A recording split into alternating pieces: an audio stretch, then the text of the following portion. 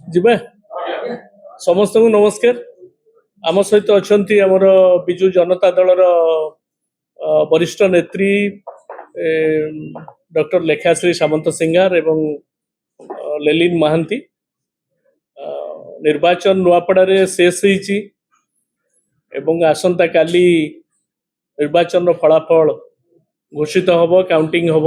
ସେ ବିଷୟରେ ଆପଣମାନେ ସମସ୍ତେ ଆମେ ଜାଣିଛେ, କିନ୍ତୁ ଆମ ପାଖରେ କେତେ ଗୁଡ଼ିଏ ଖବର ନିର୍ବାଚନ ସମ୍ପର୍କିତ ଆସିବାରେ ଲାଗିଛି।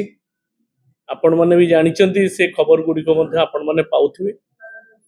ଗୋଟିଏ କଥାଟା ହେଉଛି, ଆମେ ବିଜୁ ଜନତା ଦଳ ଏ ନିର୍ବାଚନ ପ୍ରାରମ୍ଭରୁ ସବୁବେଳେ ଜୋର ଦେଇ ଆସିଛି କିଭଳି ଭାବରେ ଫ୍ରି ଆଣ୍ଡ ଫେୟାର ଇଲେକ୍ସନ ନୂଆପଡ଼ାରେ ହଉ।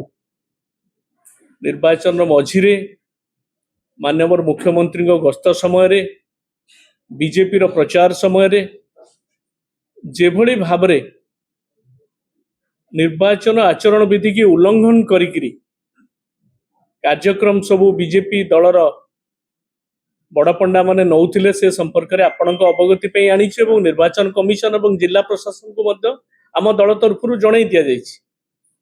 ଉପନିର୍ବାଚନ ବିଜୁ ଜନତା ଦଳ ପାଇଁ ନୂଆ ନୁହେଁ।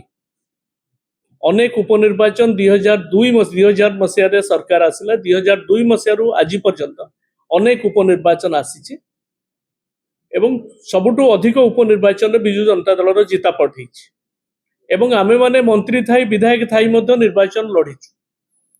କିନ୍ତୁ ମୋର ମନେ ଅଛି, ଯେତେବେଳେ ନିର୍ବାଚନର ଯେଉଁ ବିଧି ବ୍ୟବସ୍ଥା ଅଛି ନିର୍ବାଚନ କମିଶନ କରିଥାନ୍ତି, ସେଇ ବିଧି ବ୍ୟବସ୍ଥାକୁ ସମ୍ମାନ ଜଣେଇକିରି ଆମେ ଆମର କାର୍ଯ୍ୟକ୍ରମ ପ୍ରଚାର କାର୍ଯ୍ୟକ୍ରମ ସମସ୍ତେ ଆମେ କରିଥାଉ।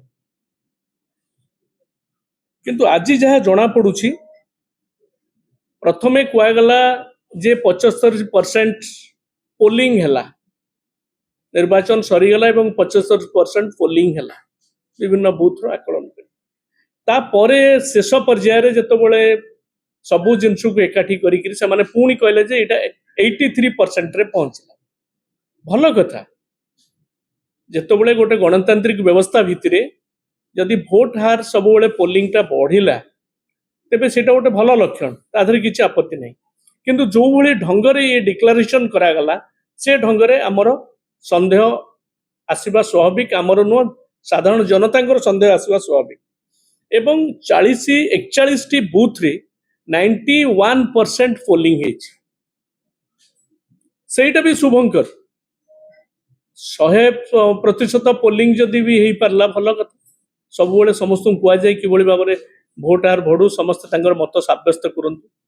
କିନ୍ତୁ ଯୋଉଭଳି ଢଙ୍ଗରେ ଏ ପ୍ୟାଟର୍ନ 41ଟି ବୁଥରେ ଭୋଟ ହାର ବଢିଲା, ତାହା କୋଉଠି ନା କୋଉଠି ଅନେକଙ୍କ ମନରେ ପ୍ରଶ୍ନବାଚୀ ସୃଷ୍ଟି କରିଛି। ମୁଁ ଆପଣଙ୍କୁ କହି ରଖିବା ପାଇଁ ଚାହୁଁଛି, 2024ରେ ଇଲେକ୍ସନ ହେଇଥିଲା। ଆପଣ ନୂଆପଡ଼ାର ପୋଲିଂ ପ୍ୟାଟର୍ନକୁ ଦେଖନ୍ତୁ। ବିଗତ ଦିନମାନଙ୍କରେ ନୂଆପଡ଼ାରେ ଇଲେକ୍ସନ ହେଇଛି, ସେ କେତେ ପରସେଣ୍ଟେଜ ପୋଲିଂ ହେଇଛି ଆପଣ ଦେଖନ୍ତୁ। ନୂଆପଡ଼ାରେ ଆଗରୁ ବାଇ ଇଲେକ୍ସନ ମଧ୍ୟ ହେଇଛି।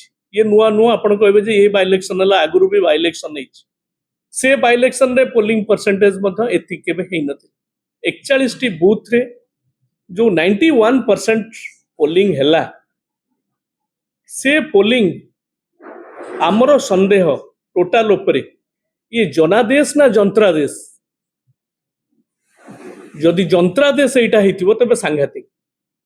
ନିର୍ବାଚନ କମିଶନ ସ୍ପଷ୍ଟ କରିବାର ଅଛି, ଜିଲ୍ଲା ପ୍ରଶାସନ ସ୍ପଷ୍ଟ କରନ୍ତୁ, ଏଇଟା ଜନାଦେଶ ନା ଯନ୍ତ୍ରାଦେଶ। ମୁଁ କାହିଁକି ଏ କଥାଟି ଆପଣଙ୍କୁ କହୁଛି ଯେ 9 ତାରିଖ ଯେତେବେଳେ ଆମର କୁହାଗଲା ଯେ 4ଟା ବେଳକୁ ଆମ ସମସ୍ତଙ୍କୁ ଛାଡିବାକୁ ପଡିବ, ବାହାରୁ ଯୋଉମାନେ ଆସିଛୁ, ଆମେ ସମସ୍ତେ ସମ୍ମାନ ଦେଇକି ବାହାରକୁ ଆସିଲୁ। ବିଗତ ଦିନମାନଙ୍କରେ ମଧ୍ୟ ଯୋଉ ଉପନିର୍ବାଚନକୁ ଯାଇଛୁ, ସେ ପଦ୍ମପୁର କୁହନ୍ତୁ କିମ୍ବା ରେଡାଖୋଲ କୁହନ୍ତୁ, ଭଦ୍ରକ କୁହନ୍ତୁ, ନୟାଗଡ଼ କୁହନ୍ତୁ, ଆମେ ଠିକ ସମୟରେ ଯୋଉ ଟାଇମରେ ଦିଆଯାଇଥାଏ, ଆମେ ମନ୍ତ୍ରୀ ଥାଉ ସେ ସମୟରେ କିମ୍ବା ବିଧାୟକ ଥାଉ, ଆମେ ସବୁ ଛାଡିକିରି ଆସିଥିଲୁ। କିନ୍ତୁ ବିଜେପି ଦଳର ନେତୃବୃନ୍ଦ ଅନେକ ଜାଗାରେ ରହିବାର ଅଭିଯୋଗ ମଧ୍ୟ ଆମ ତରଫରୁ ଦିଆଯାଇଛି ଏବଂ ପୁରାପୁରି ପୋଲିସ ପ୍ରଶାସନ ଏବଂ ଜିଲ୍ଲା ପ୍ରଶାସନ ପୁରା ବ୍ୟବସ୍ଥା ଏଭଳି ଭାବରେ କରିଦେଲେ ଯେ କିଭଳି ଭାବରେ ନିର୍ବାଚନ କାର୍ଯ୍ୟକ୍ରମ ନିର୍ବାଚନ ବ୍ୟବସ୍ଥା ଭିତରେ କିଭଳି ଭାବରେ ବିଜେପି ଦଳ ତାର ଫାଇଦା ନେବ, ସରକାରୀ ଦଳ କିଭଳି ଫାଇଦା ନେବ, ଏ ସବୁ ଜିନିଷ ଆପଣ ଅନୁଭବ କରୁଛେ। ଆମେ କେବଳ ନୁହେଁ, ଆମର କ୍ୟାଣ୍ଡିଡେଟ୍ ମଧ୍ୟ ସେଠି ଅଭିଯୋଗ କରୁଛନ୍ତି ଯେତେବେଳେ ଭୋଟ ଚାଲିବା ଭିତରେ। ଏବଂ 9-10 ଏଇ ଯୋଉ 2 ଦିନ ରାତି ଦିନ ତମାମ ସେଠି ଫ୍ରି ଆଉ ଫେୟାର ନଥିଲା, ଫ୍ରି ଥିଲା, ଅନଫେୟାର ଥିଲା। ଫ୍ରି କାହା ପାଇଁ ଥିଲା? ଯେ ଶାସକ ଦଳର ଯୋଉ ନେତୃବୃନ୍ଦ ସେମାନେ କିଭଳି ଭାବରେ ସେଠି କାର୍ଯ୍ୟକ୍ରମ କରିବେ, ଭୋଟ କିଭଳି ଭାବରେ ପ୍ରଭାବିତ କରିବେ, ଏ ବ୍ୟବସ୍ଥା ଥିଲା ବୁଥ ପର୍ଯ୍ୟନ୍ତ। ତେଣୁ ସରକାରୀ କଳ ପୋଲିସ ଏ ଯେଭଳି ଭାବରେ ୟାକୁ ପ୍ରଭାବିତ କରିଛନ୍ତି, ମୋର ଗୋଟିଏ ସବୁଠୁ ବଡ଼ ସନ୍ଦେହ, ଯେତେବେଳେ ଇଏ ପୋଲିଂ ପରସେଣ୍ଟେଜ ଆସିଲା, ଏ ଯେତେବେଳେ ଭୋଟ ହାର କୋଉଠି କୋଉ ବୁଥରେ ହେଇଛି, ଇ ଯେତେବେଳେ ଆସିଲା, ଏଇ ଯୋଉ 91% ପୋଲିଂ 41ଟା ବୁଥରେ ହେଇଛି, ଇଏ ନିଶ୍ଚିତ ଭାବରେ ଏ ସନ୍ଦେହକୁ ଆହୁରି ଦୃଢ଼ୀଭୂତ କରିଛି। ତେଣୁ ମୋର ସ୍ପଷ୍ଟ ଭାବରେ ଆମେ ଜାଣିବା ପାଇଁ ଚାହୁଁଛୁ ନିର୍ବାଚନ କମିଶନ କୁ ବାର ବାର ଏ ସବୁ ବିଷୟରେ ଯେତେ ଘଟଣା ଘଟିଛି, ସବୁ ଅଘଟଣ ଗୁଡ଼ିକ, ଘଟଣା ନୁହଁ ଅଘଟଣ ଗୁଡ଼ିକ କିଭଳି ଭାବରେ ବିଜେପି ଦଳକୁ ସାହାଯ୍ୟ କରାଯିବ, ସରକାରୀ ଦଳକୁ ସାହାଯ୍ୟ କରାଯିବ, ଏ ବ୍ୟବସ୍ଥା ସମ୍ପର୍କରେ ଆମେ ଯୋଉ କଥାଟି ଉଠେଇଛୁ, ୟାର ମାନେ ଏଥିପାଇଁ ନିର୍ବାଚନ କମିଶନଙ୍କର ଯୋଉ ବ୍ୟବସ୍ଥା ଥିଲା, ଏଥିପାଇଁ ସମ୍ପୂର୍ଣ୍ଣ ଭାବରେ ଦାୟୀ, ଏ କଥାଟାକୁ ମୁଁ ସ୍ପଷ୍ଟ ଭାବରେ ଏଠି ଆପଣମାନଙ୍କ ଆଗରେ କହିବା ପାଇଁ ଚାହୁଁଛି। ଧନ୍ୟବାଦ।